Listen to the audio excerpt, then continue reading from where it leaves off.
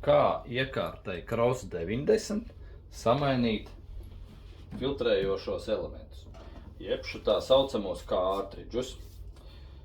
Lūk, pirmais, kas būtu jādara, ir jāizgriež ūdens padeve uz iekārtu.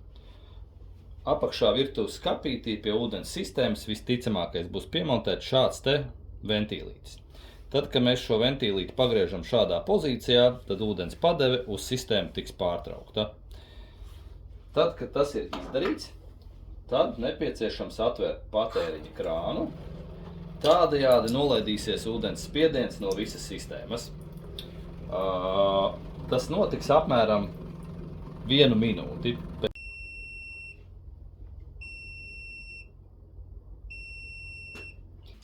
Iekārta nopīkstēja 3 reizes, un šeit sāk mirgot sarkana lampiņa. Tas nozīmē, ka ūdens padeve uz iekārtu ir atslēgta, un varam ķerties klāt pie darba, mainīt kārtridžus. Panelīte noņemās ļoti vienkārši. Pieņemsim, ka šajā brīdī būtu spīdējuši lampiņas uz CB un CF. Tas nozīmē, ka būtu jānomaina šie abi divi kārtridži. Kā to izdarīt? Ņemam kārtridžu, griežam pa kreisi un valkam uz sevi. Ja kādreiz viņš stingri velkās, tad viņu bišķi pakustinot, viņš ar spēku tā kā iznāks ārā. Lūk, viens kārtridžs un otrs kārtridžs ir ārā. Kas ir svarīgi, ko es ieteiktu, paņemt arī salvetes, un šīs vietas parasti te kāda pilīte nopil, var iztīrīt, šeit, teiksim, man nenopilēja, bet rekur šeit es redzu, kad ir te, es ņemu parasti kādu garāku, un tad vienkārši smuki iztīrīt to, ja precīzāk nosusināt, nevis iztīrīt. Nu, lūk, tā, kad tas ir izdarīts, pakojam vaļā jauno kārtridžu. Tā, tagad svarīga lieta.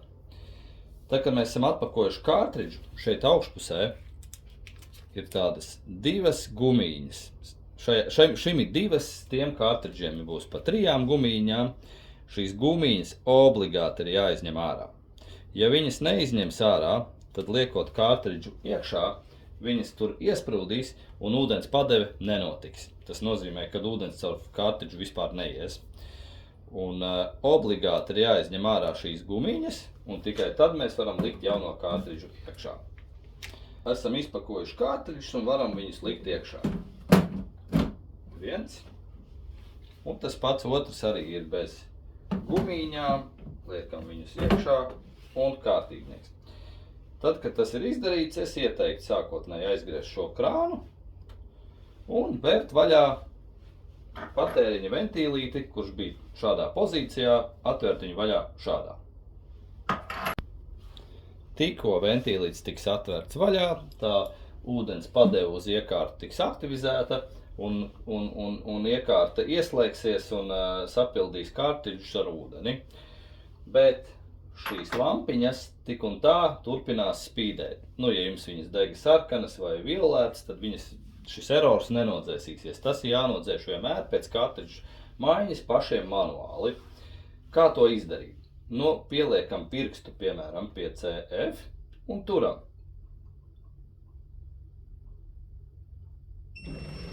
Iekārta nopīkstējās un uzsāka savu skalošanu. CF kārtridžs skalosies apmēram 5 minūtes. Pēc 5 minūtēm skalošana beigsies, un to pašu vajadzēs izdarīt ar CB. Tikai atšķirības starp CF un CB ir tā, ka CB kārtridžs noņems tikai eroru nost, bet viņš neskalosies, jo šo CB kārtridžu mēs skalosim pa krānu. Lūk, CF kārtridžs ir izskalojies, to pašu nepieciešams izdarīt ar CB.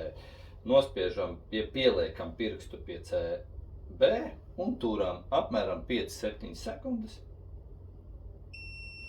Filtrs nopīkstējās, tas nozīmē, ka abi šie kārtridži uzņēma laika atskaiti, un pēc gada viņi sāks parādīt violētu gaismiņu, kad ir nepieciešams atkal mainīt šos kārtridžus. Un ja mēs viņu kādu laiku vēl nemainīsim, tad šīs gaismiņas sāks palikt sarkanas. To pašu arī rādīs šeit uz krāna, ka viņš dublēs gaismiņu gan šeit, gan arī šeit. Ja šeit būs sarkani, tad šeit arī būs sarkans, ja šeit būs violēti, tad šeit arī būs violēti. Ja viss ir kārtībā, tad šeit vienmēr degs zils. Jā. Nu, lūk, tas pats ir arī ar to RO membrānu saucamo.